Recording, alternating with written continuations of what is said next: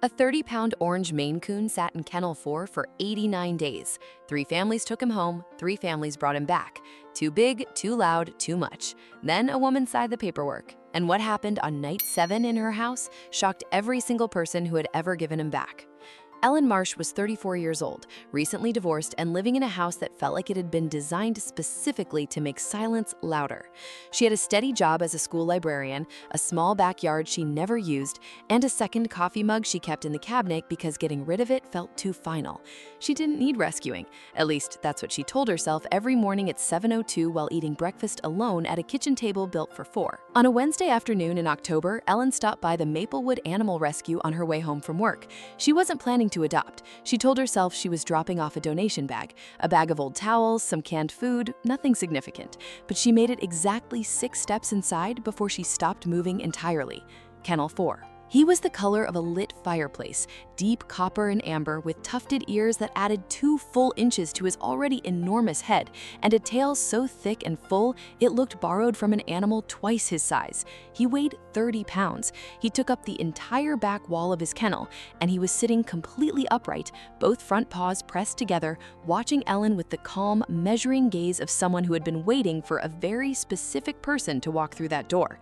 His name was Mango. The shelter coordinator, a tired-eyed woman named Priscilla, didn't try to sell her on him. She pulled out his file and read it like a warning label.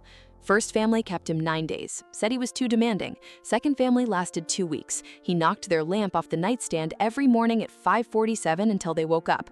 Third family returned him last Tuesday. Didn't say why, just handed over the carrier and left. She closed the file. He's been here 89 days. Maine Coons are social animals. The longer they sit, the harder it gets. Ellen looked at Mango, Mango looked at Ellen. Then he did something Priscilla said she had never seen him do with any of the 3 previous families.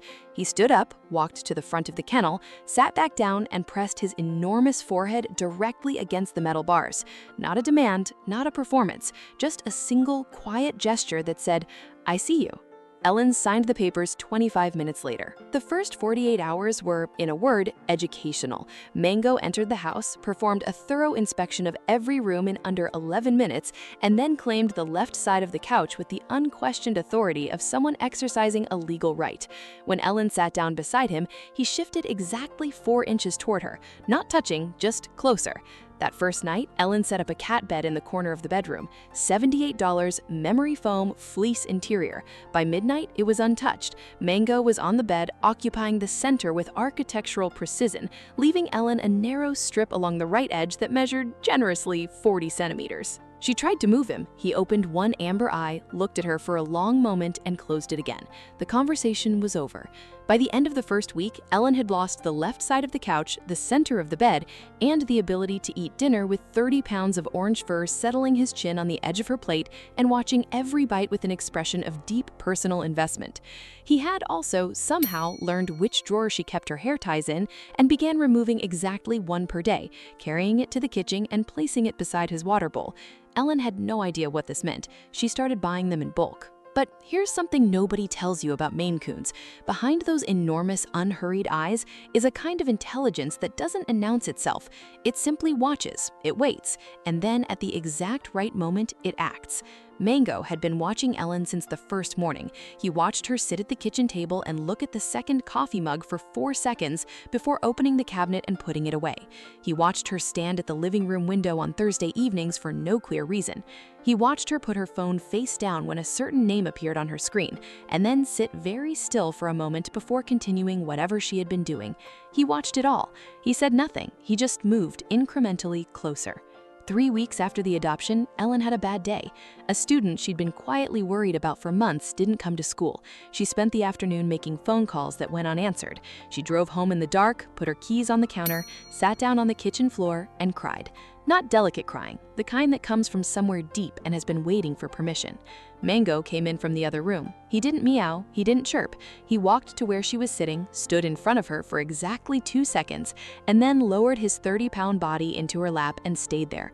All of him, his head against her chest, his enormous tail wrapped around her left side like a living blanket. Ellen sat on the kitchen floor at 7:19 on a Tuesday evening with a 30-pound orange cat in her lap. And for the first time in 8 months, the house didn't feel like it was waiting for someone else to come home. If you're still here and haven't subscribed yet, honestly, that stings a little. Hit subscribe. Trust me, you'll want to see what comes next.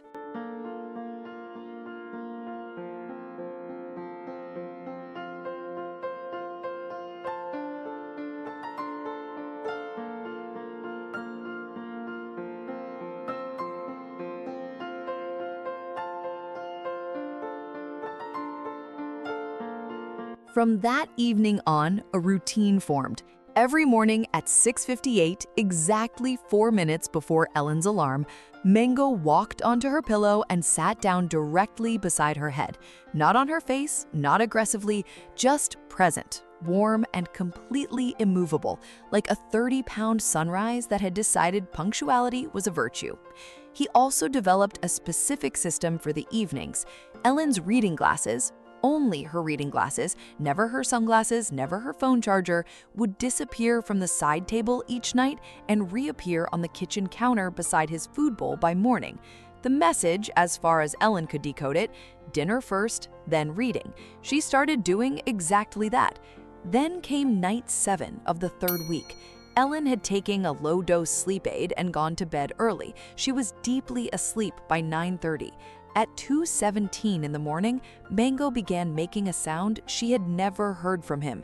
Not the usual chirping, not the low, contented rumble he made when she scratched behind his ears. This was high, sharp, and insistent. He walked across her, back and forth, until she sat up. She found him at the bedroom window, staring into the backyard. Every hair on his back was raised. His tail had doubled in size. He turned to look at her once, a direct, urgent look, and then turned back to the window. Ellen turned on the back porch light. A man she did not recognize was standing at the back gate. He had been moving toward the door. When the light hit him, he froze. Then he saw Mango in the window, all 30 pounds of him, tufted ears fully erect, unblinking, and he left, quickly, through the side alley. Ellen called the police. Officers arrived within 12 minutes and informed her that 3 homes on the adjacent street had been broken into that same evening. Her house was the only one untouched. The same cat 3 families had returned, the same 30-pound inconvenience who knocked things off nightstands and stole reading glasses and took up 2/3 of a queen bed. He was the reason she slept safely that night and every night after. Some stories deserve to be shared with someone who needs to hear them. Today, Mango is 5 years old. He still takes the left side of the couch without negotiation. He still removes exactly 1 hair tie per day, purpose unknown. He still sits on Ellen's pillow at 6:58 every morning with the quiet certainty of someone who knows they are exactly where they are supposed to be. Ellen no longer eats breakfast alone. She no longer stands at the living room window on Thursday evenings. She put the second coffee mug back out on the counter, not because she needed it, but because the cabinet felt too empty without it. She didn't rescue Mango. Mango, in every way that matters, rescued her. 3 families called him too much, too loud, too big, too demanding, and maybe they were right that he was a lot, but sometimes the ones who are a lot are exactly what you need. They take up space in a house that has too much of it. They make noise in rooms that have been too quiet. They press their foreheads against cold metal bars and wait patiently for the right person to finally stop walking. Ellen told me something recently that I haven't been able to stop thinking about. She said that in the 14 months before Mango, she had gotten very good at making herself smaller, quieter, at taking up less space in her own home, her own days, her own life. She said she didn't even notice she was doing it until a 30-pound orange cat walked in and took up every square inch of space available, the couch, the bed, the kitchen counter, the left side of her mornings, and somehow, watching him be so completely, unapologetically present, she remembered that she was allowed to be too. That is not something a cat can be taught. That is something a cat simply knows. If you are thinking about adopting a cat or any animal, please take the time to really understand what they need.